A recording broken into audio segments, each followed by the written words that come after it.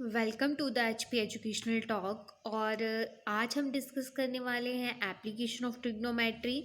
Application of trigonometry में देखिए, आप ट्रिग्नोमेट्री इसको अगर आपको पढ़ना है तो आपको जो वीडियो का पार्ट नंबर 1 है और 2 है जिसमें बेसिक्स बताए गए हैं ट्रिग्नोमेट्री के, उनको देखना ज़रूरी है। अदरवाइज़ आपको ये वीडियो जो है वो समझ नहीं आएंगे या फिर एप्लीकेशन ऑफ ट्रिग्नोमेट्री को करने क्वेश्चन में प्रॉब्लम होगा। तो देखिए, फर्स्टली कुछ बेसिक चीज़ें हैं जो हमें पता होनी चाहिए। देखिए, एप्लीकेशन ऑफ ट्रिग्नोमेट्री के लिए इसको यहाँ से समझते हैं। मान लीजिए ये टावर है और आप इस पोजीशन पर खड़े हैं। यहाँ से आप इस टावर के ऊपर यहाँ देख रहे हैं, तो आपकी आंखों से लेकर यहाँ तक का जो लाइन बनेगी उसको बोलेंगे लाइन ऑफ साइट।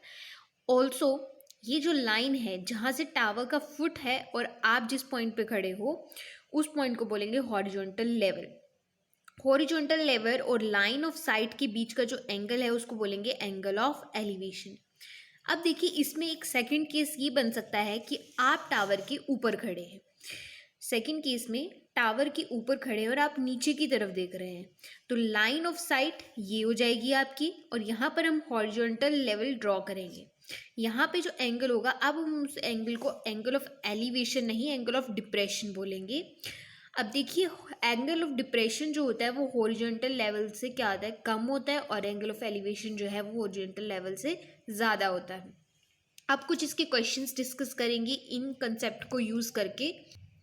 तो देखिए, फर्स्ट क्वेश्चन है यहाँ पर कि a tree breaks due to the storm. देखिए, एक ट्री है और वो जो स्टॉर्म की वजह से टूट जाता है और वो ग्राउंड पे आके टच कर रहा है। देखिए, इस क्वेश्चंस को अगर आपको करना है तो आपको फिगर के साथ करेंगे तो ज़्यादा बेटर होगा, आपके क्वेश्चन अच्छे से ये निकल पाएगा। ग्राउंड पे आकर वो गिर जाता है और वो एंगल बनाता है 30 डिग्री का, और उस पेड़ के जहाँ पे वो गिरता है वहाँ से लेके उसके पेड़ के फुट का जो डिस्टेंस है वो 18 मीटर है।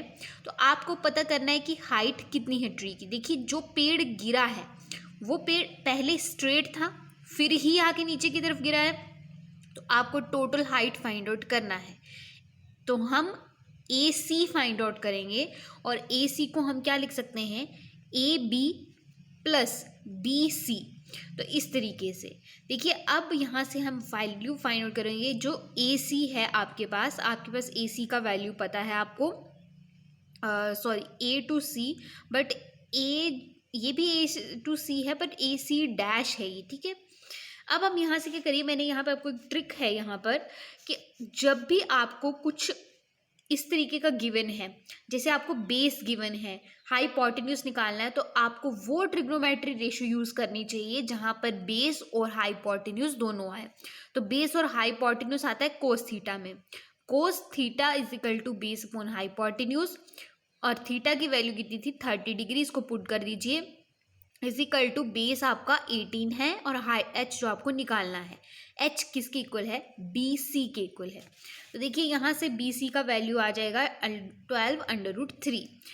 फिर नेक्स्ट आप यहाँ पर पाइथागोरस थ्योरम यूज़ करके हाइपोटेन्यूज मिल चुका है, बेस आपको पता है, परपेंडिकुलर निकाल सकते हैं। तो आपने वैल्यू पुट कर दी, ए बी का स्क्वायर इज इक्वल टू 108 आ गया। इसको आप स्क्वायर रूट कर लीजिए, ए बी की वैल्यू मिल जाएगी 6√3। अब टोटल जो हाइट है ट्री का, आप A B plus B C को ऐड करके निकाल सकते हैं, 6√3 plus 12√3 which is equal to 18√3 metre. Move करते हैं नेक्स्ट क्वेश्चन की तरफ। तो देखिए, नेक्स्ट क्वेश्चन जो है कुछ इस तरीके से है। एक पोल है 6 मीटर हाई है और वो शेडो कास्ट कर रहा है। तो देखिए, कभी भी शेडो वाला क्वेश्चन आएगा तो आपकी जो शेडो है वो बेस में बनेगी। कुछ बच्चे इस ए टू सी को शेडो बोल देते हैं। तो 2√3 जो है वो डिस्टेंस शेडो का है इस पोल से, और जो पोल की हाइट है वो है 6 मीटर। तो फिर से देखिए, वही ट्रिक यूज़ करेंगे। आपके पास परपेंडिकुलर पता है, बेस पता है। परपेंडिकुलर और बेस किस में आते हैं, टैन थीटा में आते हैं। तो टैन थीटा में वैल्यू पुट करिए, परपेंडिकुलर 6 था और बेस आपका 2√3 था। सॉल्व करेंगे, 3/√3 आएगा। 3 को आप इस तरीके से लिख सकते हैं, √3, ये कट जाएगा आपस में, और यहाँ पर टैन थीटा आ गया √3। अब आपको पता करना है कि टैन की वैल्यू √3 कब होती है। तो टैन की वैल्यू √3 60 पे रहती है। तो यहाँ से tan और tan कट जाएगा, theta is equal to 60 degree आ जाएगा। अब मूव करते हैं नेक्स्ट क्वेश्चन की तरफ। देखिए नेक्स्ट क्वेश्चन है हमारा, from the top of the Cliff, आपकी जो टॉप ऑफ द क्लिफ है वहाँ से ये कुछ क्लिफ इस तरीके से है, क्लिफ से लेकिन जो डिस्टेंस है ग्राउंड का वो है 150 मीटर, और दो बोट्स हैं वो इस क्लिफ के ऊपर चढ़ने की कोशिश कर रही है। तो एक एंगल बना रही है 30 डिग्री, दूसरे बना रही है 60 डिग्री। तो मैंने एज्यूम कर लिया कि A टू D तक का डिस्टेंस x है और यहाँ से D टू C जो है वो y है। तो पहले ट्राइंगल लेंगे BAD।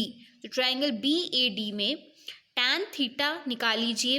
tan theta is equal to perpendicular upon base 150 upon x को इस तरफ ले जाइए, √3 को इस तरफ, तो x का वैल्यू आ गया 150 √3।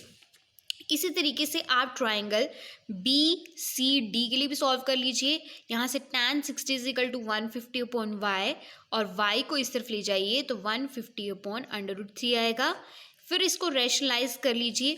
रैशनलाइज करने पर आपको जो है वो मिलेगा इस तरीके से, 3 से इसको डिवाइड करने पर आपको y की वैल्यू मिल जाएगी। y और x की वैल्यू को ऐड करिए तो टोटल डिस्टेंस जो है A टू C वो आ जाएगा आपके पास 200 √3 मीटर। मूव करते हैं नेक्स्ट क्वेश्चन की तरफ।